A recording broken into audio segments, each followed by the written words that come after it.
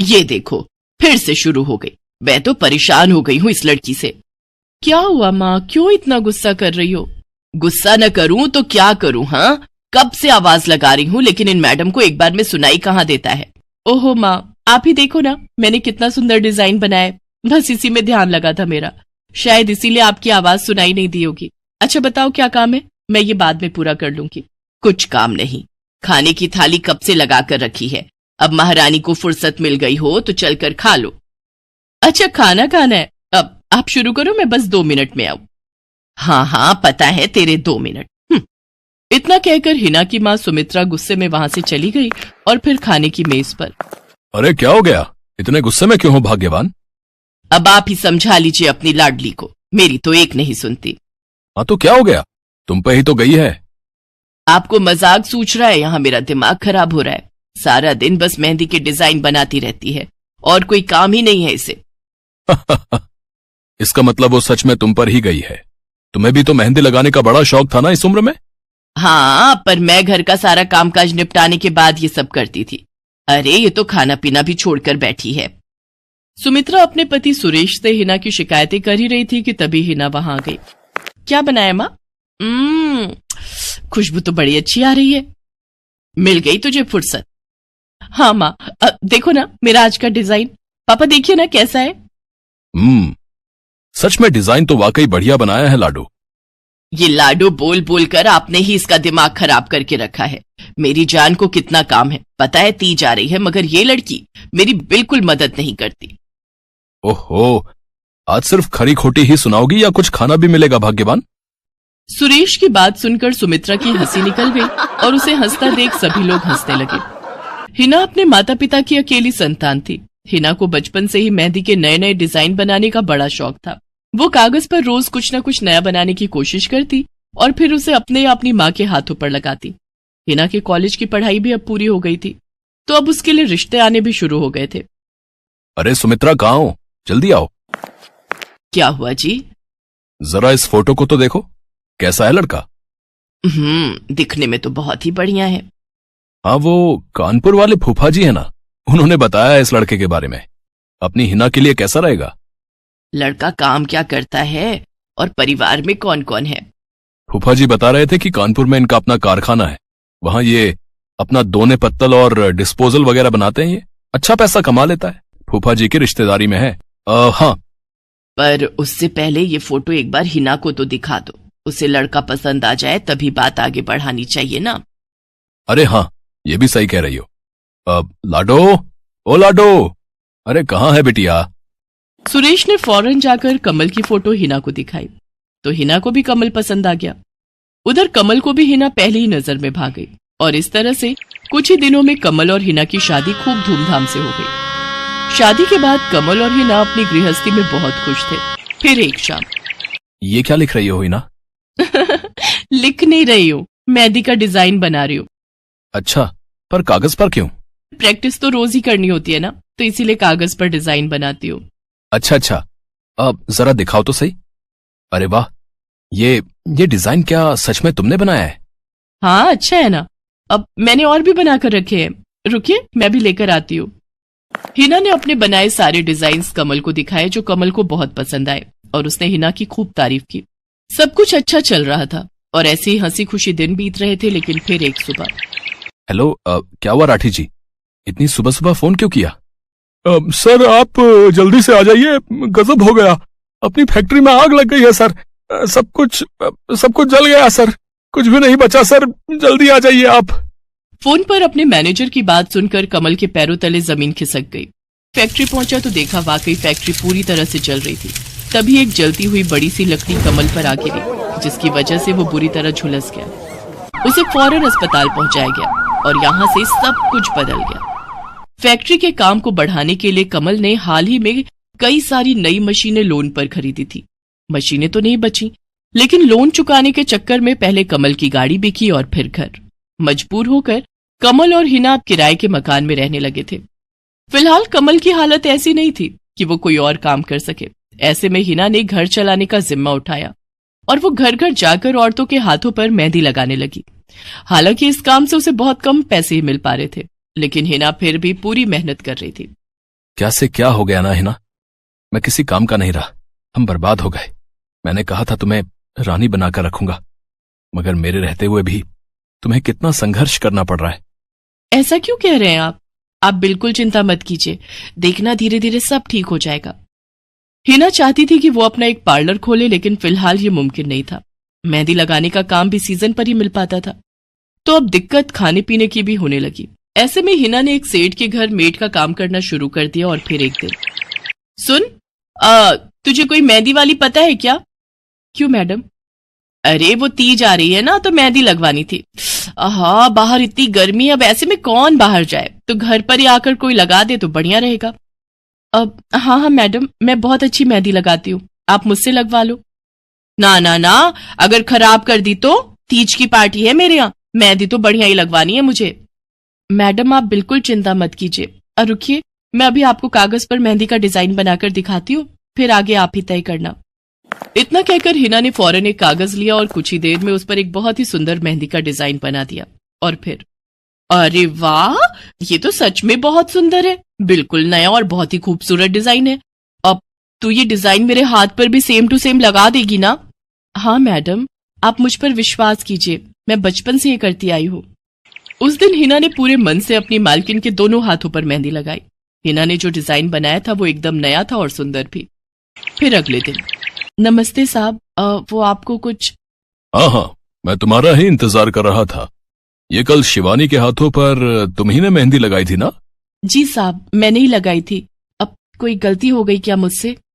नहीं, ऐसी कोई बात नहीं है, बस ये जानना था तुमसे कि मेहंदी का वो डिजाइन कहाँ से देखकर लगाया तुमने? कहीं से नहीं साहब, वो तो मैंने खुद से सोचा था, मैं कभी कहीं से देखकर डिजाइन नहीं बनाती। अच्छा, अगर ऐसा है तो जरा ये कागज और जरा इस पर एक मोर की थीम पर बेस्ड एक डिजाइन बनाकर दिखाओ, पर याद रहे डिजाइन बिल्कुल नया होना चाहिए। जी साहब, बस 2 मिनट दीजिए। हिना ने बस कुछ मिनटों के अंदर वो करके दिखा दिया, जिसे देखकर उसका मालिक साहिल मल्होत्रा हैरान रह गया। वाह, सच में कमाल है ये तो। अब तुमने डिजाइनिंग सीखी है क्या कहीं से? नहीं साहब, सीखी तो नहीं, लेकिन मुझे बचपन से ही शौक है मेहंदी लगाने का, तो बस इसीलिए। समझ गया। देखो हिना, तुम्हारा हुनर लाजवाब है और तुम्हें अपने इस हुनर को ऐसे बेकार नहीं जाने देना चाहिए। जी मतलब? तुम्हें पता है ना, मेरी फैक्ट्री में लेडीज कपड़ों के लिए कपड़ा बनता है, लेकिन काफी समय से मैं परेशान हूं, क्योंकि सूट साड़ियों वगैरह के लिए मेरे पास नए डिजाइन की कमी पड़ गई है। लेकिन अब लगता है ये कमी नहीं रहेगी। बोलो, बतौर डिजाइनर मेरे लिए काम करोगी तुम? जी साहब, बिल्कुल करूंगी। ये हिना के लिए सपने के सच होने जैसा था। अब वो काम वाली बाई से एक डिजाइनर बन गई। वो साहिल की फैक्ट्री में बनने वाले कपड़ों के लिए हर रोज नए नए डिजाइन बनाने लगी, और इसके बाद साहिल के फैक्ट्री में बनने वाले कपड़े की डिमांड काफी बढ़ गई, और इसके चलते हिना को भी उसके काम की बढ़िया सैलरी मिलने लगी। हिना अब अपनी कमाई से न सिर्फ अपना घर खर्च चलाने लगी, बल्कि उसने शहर के बढ़िया डॉक्टर से कमल का इलाज भी कराया, जिससे कमल बहुत जल्दी ठीक हो गया और उसने भी काम करना शुरू कर दिया। पर इस सब में पूरा 1 साल बीत गया और एक बार फिर से तीज का त्योहार आया। देखिए तो कैसी लग रही हूं मैं? बिल्कुल चांद जैसी लग रही हो।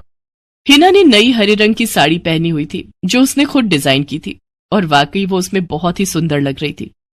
हिना, तुम सच में बहुत बहादुर हो। मैं तो उस हादसे के बाद उठकर खड़ा ही नहीं हो पाता, लेकिन तुमने सब कुछ ठीक कर दिया। तीज का ये त्योहार ही इसलिए है जी, मैं आपको कभी कुछ नहीं होने दूंगी।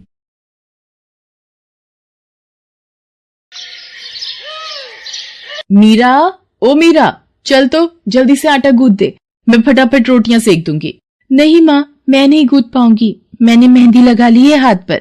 क्या? सुबह सुबह तू फिर मेहंदी लगाकर बैठ गई? बड़ी मक्कार है सच में, काम में मदद ना करनी पड़े इसलिए जब देखो मेहंदी लगाकर बैठ जाती है। चल जल्दी से हाथ धोकर आ मेरे पास, मुझे काम पर जाने के लिए देर हो रही है। माँ बस आज कर लो ना, देखो ना मैंने कितनी मेहनत से कितना सुंदर डिजाइन बनाया है। लेकिन जैसे ही उसकी नजर मीरा के हाथों पर पड़ती है, उसका गुस्सा पल भर में गायब हो जाता है। वो मीरा से कहती है, अरे वाह मीरा, तूने तो बड़ी सुंदर मेहंदी लगाई है। हाँ माँ, वो शांति दीदी ने मुझे एक किताब दी थी कल, उसमें बड़े ही सुंदर सुंदर डिजाइन बने हैं, बस उसी में से देखकर लगाई है मैंने। सुंदर है ना? हाँ बहुत सुंदर है। अरे लेकिन मुझे तो ओफो, फिर लगा लिया ना तूने बातों में। पहले से ही देर हो रही है, ऊपर से तू भी मेहंदी लगाकर महारानी जैसे बैठ गई है। माँ, तुम इतना परेशान क्यों होती हो? 1-2 घंटे में जब मेरी मेहंदी सूख जाएगी तो मैं घर के सारे काम कर दूंगी। मीरा की बात मानकर कावेरी काम पर चली जाती है। वो एक बड़ी सोसाइटी के घरों में काम करती थी और इसी काम से कावेरी और मीरा का गुजारा चलता था। कावेरी के पति की कई साल पहले एक सड़क हादसे में मौत हो गई थी। तब से कावेरी पर ही सारी जिम्मेदारी थी। मीरा भी घर के कामों में उसका पूरा हाथ बटाती थी। मीरा को मेहंदी लगाना बहुत पसंद था। उसने अपने घर के पीछे मेहंदी के कई सारे पौधे लगा रखे थे, जिनका वो बहुत ख्याल रखती थी। वो अपने हाथों से मेहंदी के पत्तों को पीसकर अपने हाथों में लगाने के लिए तैयार करती थी। फिर एक दिन, मीरा, हमें इस जगह पर थोड़ी मोड़ी खेती कर लेनी चाहिए। ये मेहंदी के पौधों से कुछ कमाई थोड़ी ही हो रही है। खेती कर लेंगे तो कुछ पैसे ही बन जाएंगे। नहीं माँ, मेरे मेहंदी के पौधों को हाथ भी मत लगाना। बाजार से मेहंदी खरीदने के तो पैसे हैं नहीं हमारे पास। अब इन्हें तो रहने दो। ये कहते हुए मीरा की आंखों में आंसू थे। कावेरी उसके सिर पर हाथ रखते हुए कहती है, मीरा, मैं जानती हूँ तुझे मेहंदी लगाना बहुत अच्छा लगता है, लेकिन बेटा अपनी हालत तो तुझे पता ही है ना। मैं कितनी मुश्किल से। माँ, सब समझती हूँ मैं। जाओ, कर लो जो करना है। इतना कहकर मीरा रोते हुए वहाँ से चली जाती है। कावेरी को उसके लिए बुरा लग रहा था। वो मीरा की मेहंदी के पौधों को कुछ नहीं करती। ऐसे ही कई दिन गुजर जाते हैं। ज्यादा काम करने की वजह से कावेरी की तबीयत खराब रहने लगी। वो बहुत जल्दी जल्दी बीमार पड़ने लगी। तो मीरा ने उससे कहा, माँ, तुम रहने दो, तुम्हें बुखार है, रात भर सोई नहीं हो, मैं चली जाती हूँ काम पर। नहीं मीरा, तू कैसे? ना, नहीं, मैं ठीक हूँ, मैं जाती हूँ। कावेरी जैसे ही उठकर चलने की कोशिश करती है, अचानक उसे चक्कर आ जाता है। मीरा उसे सहारा देकर बिस्तर पर लिटा देती है और उससे कहती है, बस माँ, अब तुम आराम करोगी और काम पर अब से मैं जाऊंगी। कावेरी घर पर रहकर आराम तो कर रही थी, लेकिन वास्तव में उसे अच्छे इलाज की भी जरूरत थी, जिसके लिए पैसे थे नहीं। दूसरी तरफ अब हर रोज मीरा काम पर जाती और लौटकर घर के भी सारे काम उसे ही करने पड़ते थे। इस सब में उसे मेहंदी लगाने का बिल्कुल भी वक्त नहीं मिल पाता था। मीरा, कितने दिन हो गए तूने मेहंदी नहीं लगाई? हाँ माँ, बस मन नहीं कर रहा। अच्छा, मेहंदी लगाने का तेरा मन नहीं? मैं सब जानती हूँ। मैंने बिस्तर पकड़ लिया है और मेरी फूल सी बच्ची पर सारे काम पड़ गए हैं। अब बस बहुत हो गया आराम। मीरा, जा, तू जाकर मेहंदी लगा ले। आज मैं जाऊंगी काम पर। नहीं माँ, तुम कहीं नहीं जाओगी, मैं कर लूंगी सब। और मैं सच बोल रही हूँ, मैं बड़ी हो गई हूँ। ये मेहंदी का मुझे शौक नहीं। इतना कहकर मीरा काम पर जाने के लिए घर से निकल जाती है। कावेरी की आंखों में आंसू आ जाते हैं। मीरा सोसाइटी के कई घरों में काम करती थी। उन्हीं में से एक घर आरती का भी था। उसके घर पर तीज का त्योहार बड़े धूमधाम से मनाया जाता था। तीज की तैयारियों में मीरा भी मदद कर रही थी। इसी बीच, अरे ऐसे कैसे? मैंने सारे रिश्तेदारों को बुला लिया है, मेरी सारी फ्रेंड्स भी आने वाली हैं। मैं क्या कहूँगी उन्हें? फोन पर काफी देर बहस करने के बाद आरती फोन रख देती है। उन्हें उदास देखकर मीरा उससे पूछती है, क्या हुआ मैडम जी, आप कुछ परेशान लग रहे हो? हाँ मीरा, बड़ी मुसीबत हो गई। कल तीज का फंक्शन है, मैंने सबको मेहंदी लगवाने के लिए यहीं बुला लिया है और आखिरी मौके पर ये पार्लर वाली धोखा दे गई। कह रही है कल नहीं आ पाएगी। अब क्या होगा? इतनी जल्दी कौन तैयार होगा सबको मेहंदी लगाने के लिए? मैडम जी, वैसे मैं भी ठीक ठाक मेहंदी लगा लेती हूँ। अरे हाँ, कावेरी ने मुझे बताया तो था एक बार कि तुझे मेहंदी लगाने का बहुत शौक है। वैसे मुझे तो कोई परेशानी नहीं है। तू देख ले बेटा, बहुत सारे हाथ लगाने होंगे और मेहंदी बढ़िया लगनी चाहिए सबके। आप बिल्कुल चिंता मत करिए मैडम जी, मैं सब अच्छे से करूँगी। बहुत दिनों बाद मीरा के चेहरे पर खुशी थी। उसने घर पहुंचते ही मेहंदी के खूब सारे पत्ते तोड़कर पत्थर पर पीसना शुरू कर दिया। ये देखकर कावेरी ने मीरा से कहा, अरे मीरा, शाम हो गई है, अब मेहंदी मत लगा, मौसम भी ठंडा है बेटा। ये मेहंदी मैं अपने लिए नहीं पीस रही माँ, वो 5वें फ्लोर वाली मैडम जी है ना, कल उनके यहाँ लगानी है। अच्छा बेटा, पर ध्यान से बेटा, वो बड़े लोग हैं, कोई गलती ना हो जाए। माँ, तुम बिल्कुल चिंता मत करो, मेहंदी लगाने में मुझसे कभी कोई गलती हो ही नहीं सकती। मीरा खूब सारी मेहंदी तैयार करके अगले दिन आरती के घर पहुंच जाती है। वो अपनी मेहंदी को कोन में भरने लगती है कि तभी आरती की एक फ्रेंड आरती से, आरती, ये किसे बुला लिया तुमने? मैंने जिस पार्लर का नंबर दिया था तुम्हें, उससे बात नहीं हुई क्या? हुई तो थी, लेकिन उसने आखिरी वक्त पर मना कर दिया। तुम बिल्कुल चिंता मत करो, ये मीरा है, मेरी हाउसमेड है ना कावेरी, ये उसी की बेटी है। बहुत अच्छी मेहंदी लगाती है ये। ओफो आरती, तुम भी ना, पार्लर की बात अलग होती है, उन लोगों का मटेरियल ब्रांडेड होता है, मेहंदी के रचने की गारंटी मिलती है वहां से। और इसकी मेहंदी तो मुझे कुछ समझ नहीं आ रही, इस पर तो कोई लेबल तक नहीं है। अगर कुछ गलत रिएक्शन हो गया हाथों पर तो। आप बिल्कुल चिंता मत कीजिए मैडम जी, ये मेहंदी मैंने खुद पीस कर तैयार की है। मेरे पास बहुत सारे मेहंदी के पौधे हैं, इसमें कुछ भी ऐसा नहीं है जो आपके हाथों को नुकसान दे। ना भाई ना, सॉरी आरती, बट मैं अपने हाथों को लेकर कोई रिस्क नहीं ले सकती। तुम सब लगवाओ, मैं तो पार्लर जाकर ही लगवाऊंगी। इतना कहकर आरती की दोस्त शालिनी वहाँ से चली जाती है। आरती मीरा को इशारा देकर काम शुरू करने को कहती है। अरे वाह, मानना पड़ेगा, इस बच्ची ने कमाल की मेहंदी लगाई है। मुझे तो नहीं लगता कि इस मेहंदी का वैसा रंग आएगा जैसा पार्लर वाली मेहंदी का आता है। अब बस भी करो शालिनी, मेहंदी कैसी रचेगी ये कल तक पता चल ही जाएगा ना। बच्ची है वो, उसे इस तरह डराओ तो मत।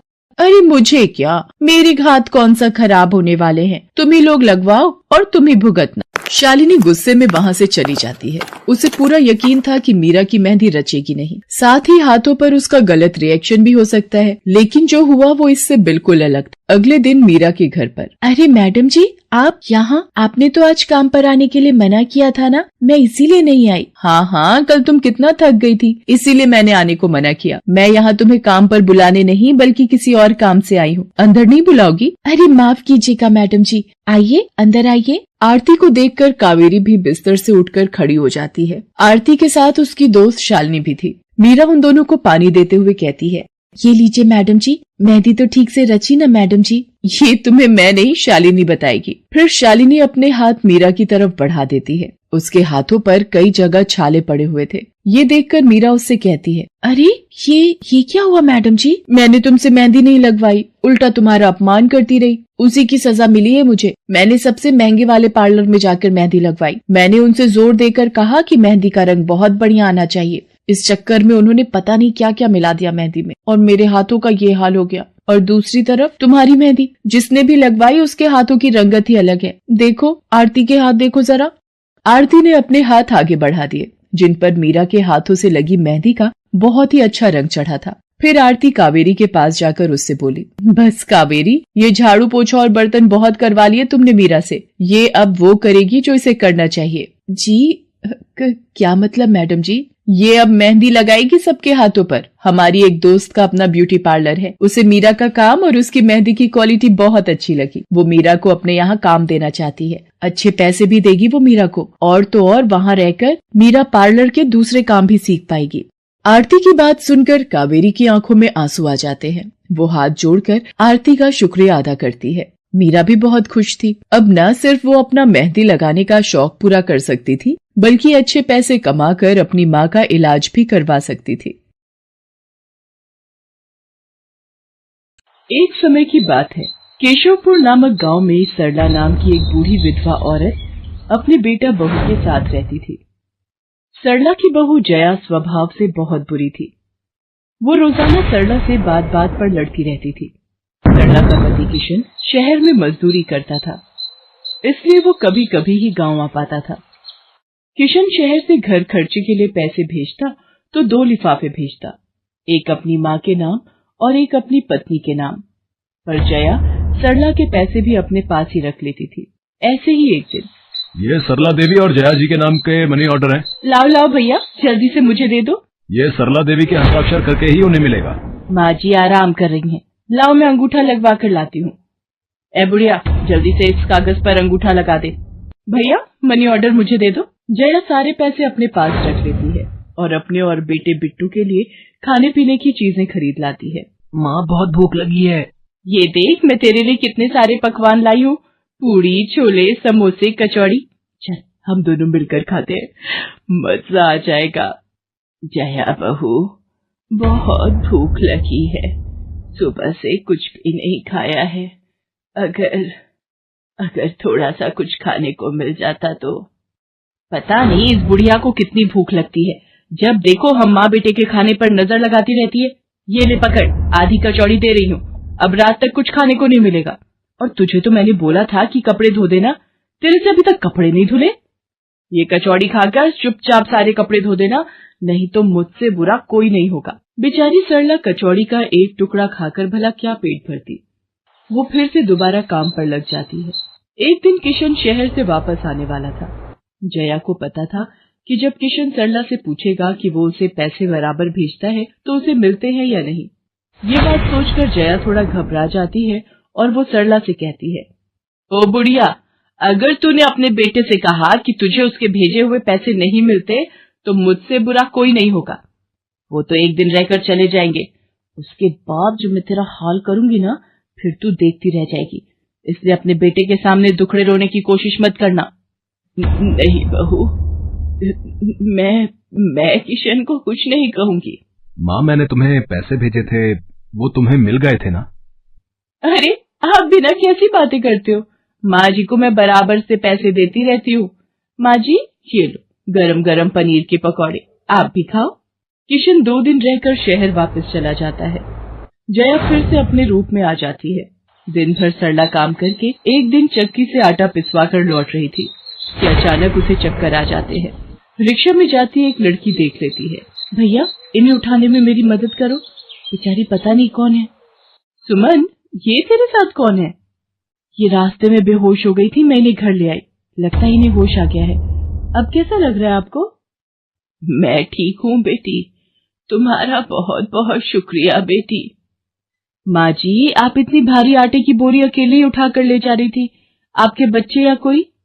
सरला की आंखों में आंसू आ जाते हैं, वो रो पड़ती है। माँ जी, कोई परेशानी है तो आप हमसे कह सकते हो, मुझे लग रहा है आप बहुत परेशानी में हो। क्या करूं बेटी, मैं इस जीवन से हार गई हूँ। सरला के दुख का घड़ा फूट जाता है और वो सारा दुख सुमन और बाकी लड़कियों को बताती है। अब इस संसार में जीने की कोई इच्छा नहीं है मेरी। माँ जी, ऐसा मत सोचिए, आप जीवन से यूं निराश मत होइए। अब आप अपनी बहू के पास वापस मत जाना, आप यहाँ हमारे साथ रहो। बेटी, तुम बहुत अच्छी हो, भगवान तुम्हारा भला करे। तुम लोग यहाँ गांव में रहती हो क्या? जी माँ जी, हम मेहंदी वाली हैं। हम लोग मेहंदी लगाने का काम करती हैं और आसपास के गांव और शहरों में मेहंदी लगाने जाती हैं। क्या मैं भी ये काम सीख सकती हूँ? क्यों नहीं, बिल्कुल, और ये तो बहुत अच्छी बात है। हमारे ग्रुप में आप भी जुड़ जाओगे, मैं आपको मेहंदी लगाना सिखाऊंगी। सरला अब उन लड़कियों के साथ ही रहने लगी और कुछ ही समय में वो बहुत अच्छी मेहंदी लगाना सीख गई। इधर जया सरला के कुछ दिन तक वापस न आने से घबरा जाती है। ये बुढ़िया इतने दिनों से कहाँ गायब है, मुझे तो कोई खोज खबर नहीं है। बिट्टू के बापू ने हम सबको अचानक शहर बुलाया है, वहां जाकर अब यही बोलना पड़ेगा कि बुढ़िया की तबीयत खराब थी इसलिए नहीं ला सकी। जया बिट्टू को लेकर किशन के पास शहर पहुंचती है। क्या हुआ जया, माँ तुम्हारे साथ नहीं आई? वो माँ जी की तबीयत कुछ ठीक नहीं थी, इसलिए मैंने उन्हें बोला कि वो गांव में ही रहें। बेकार में सफर करती तो उनकी तबीयत और खराब हो जाती। पर तुमने मुझे अचानक क्यों शहर क्यों बुला लिया? अरे वो हमारे सेठ जी की लड़की की शादी है, इसलिए उन्होंने बोला कि कोई ऊपर के कामों के लिए मिल जाए। मैंने सोचा तुम्हें बुला लेता हूँ, और माँ भी थोड़े दिन के लिए मेरे पास रह लेगी। चलो कोई नहीं, मैं तुम्हें मालकिन से मिलवा देता हूँ। देखो किशन, शाम को मेहंदी का समारोह है तो काम अच्छे से निपटाने हैं। जितने भी मेहमान आएंगे उनके स्वागत में कोई कमी ना होने पाए। आप चिंता मत करो मालकिन, सब हो जाएगा। ये मेरी पत्नी है, मैंने इसे गांव से बुला लिया है, ये सब संभाल लेगी। जया मेहंदी समारोह की तैयारियों में काम करवाने लगती है।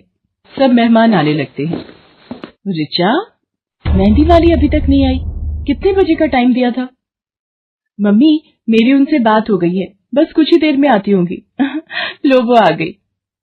माँ जी, ये यहाँ कैसे? मेहंदी वाली लड़कियों के साथ? माँ यहाँ? जया, तुम तो कह रही थी कि माँ बीमार है और गांव में है, पर माँ मेहंदी वाली लड़कियों के साथ क्या कर रही है? मुझे कुछ समझ नहीं आ रहा। मैं माँ के पास जा रहा हूँ।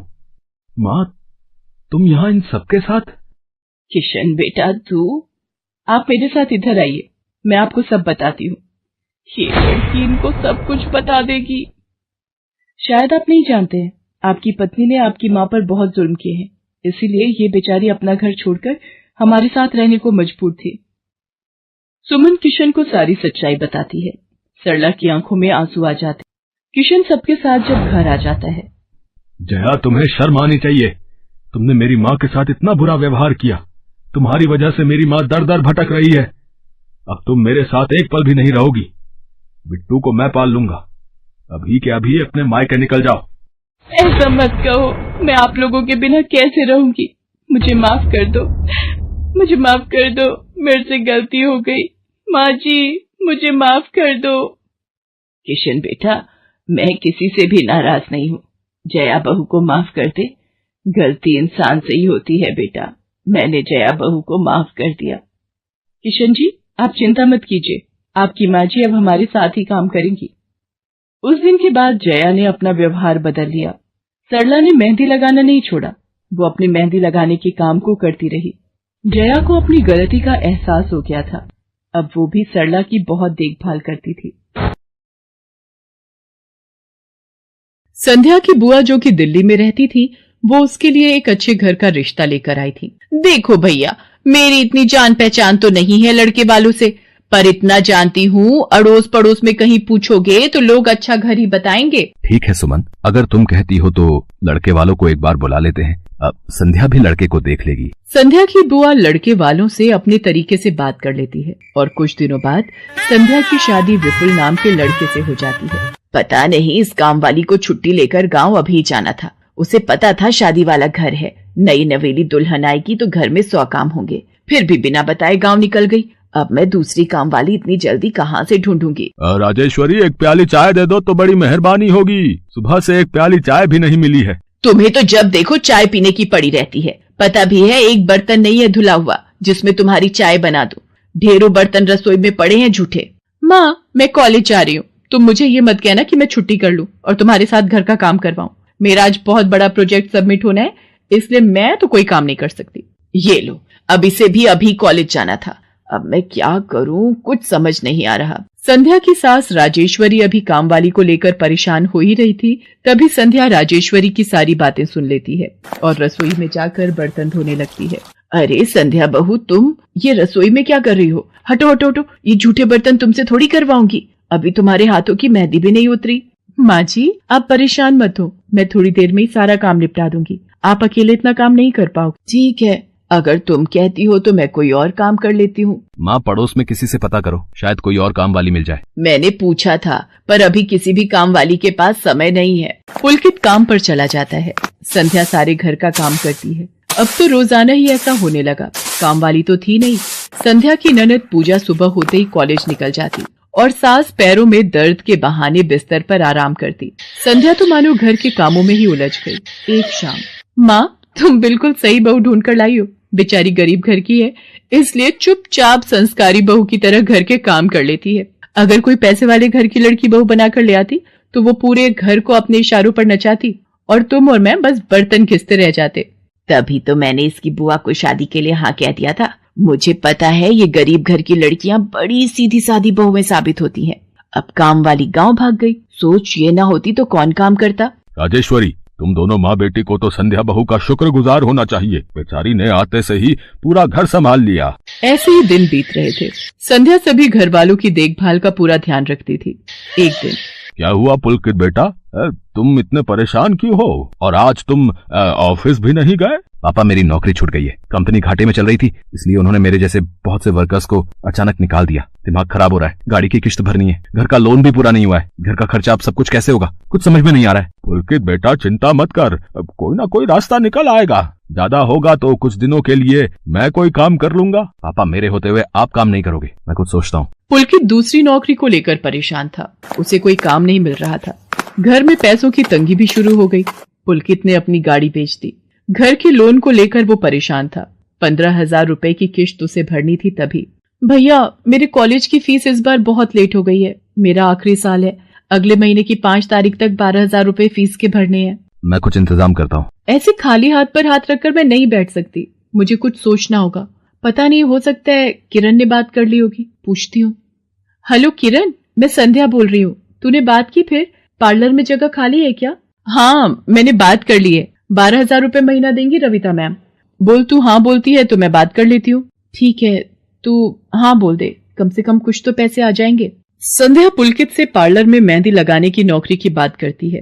पहले तो वो मना करता है, पर संध्या उसे समझाती है। पुलकित, मैं जानती हूँ आप परेशानी के दौर से गुजर रहे हो। मैंने आपसे शादी के बाद हर सुख दुख में साथ निभाने का वादा किया था, और आप परेशान मत हो, मैं घर और बाहर दोनों का काम एक साथ संभाल लूंगी। ठीक है संध्या, तुम कल से पार्लर में नौकरी के लिए जा सकती हो। अगले दिन से संध्या सारे घर के काम के साथ साथ पार्लर भी जाती और वहां पर पूरा दिन मेहंदी लगाने का काम करती और शाम के वक्त घर आती। संध्या बहुत मेहनत कर रही थी ताकि वो अपने परिवार की मदद कर सके। संध्या बहुत सुंदर मेहंदी लगाती थी। ये बात उसकी सास को तब पता चली जब उसने पार्लर में काम करना शुरू किया। संध्या को पार्लर में काम करते हुए 1 महीना बीत चुका था। पार्लर की मालकिन रविता भी संध्या के मेहंदी लगाने के काम को देखकर बहुत खुश थी। संध्या, तुम सचमुच बहुत मेहनती हो। पिछले 1 महीने में बहुत से क्लाइंट तुम्हारी तारीफ कर रहे हैं और अपनी फैमिली फ्रेंड्स की शादी या सगाई फंक्शन के लिए तुम्हें ही मेहंदी के लिए बुक करना चाहते हैं। और हाँ, ये तुम्हारी सैलरी 12,000 रुपए। बाकी ये तुमने ओवर टाइम भी शादी के सीजन में बहुत किया है, उसके 6,000 रुपए अलग से दे रही हूँ। थैंक यू मैम, आपने मेरे काम की इतनी तारीफ की। मैं तो बस भगवान की कृपा से मेहनत से करती हूँ। संध्या घर आ जाती है और 12,000 रुपए पूजा के हाथ में रखती है। पूजा, ये तुम्हारी कॉलेज की फीस के पैसे, तुम कल ही अपनी फीस जमा कर देना। भाभी, ये तो आपकी मेहनत की कमाई है, आप ये सारे पैसे मुझे दे रहे हो? नहीं नहीं भाभी। पूजा, तुम मुझे अपनी भाभी कहती हो ना, और भाभी तो माँ समान होती है, तो क्या तुम अपनी भाभी माँ के पैसे नहीं लोगी? तुम अपने भैया से भी तो लेती हो ना। फिर मेरे और अपने भैया में फर्क है, मैं भी तो इस घर का हिस्सा हूँ, इसलिए ये पैसे रख लो। मुझे माफ कर दो भाभी, मैंने ना जाने आपके बारे में क्या क्या गलत सोचा। पुलकित को भी दूसरी नौकरी मिल जाती है। अब संध्या और पुलकित दोनों मिलकर काम करते थे। राजेश्वरी और पूजा भी अब संध्या की घर के कामों में बहुत मदद करती थी। परिवार में खुशियां फिर से लौट आई थी।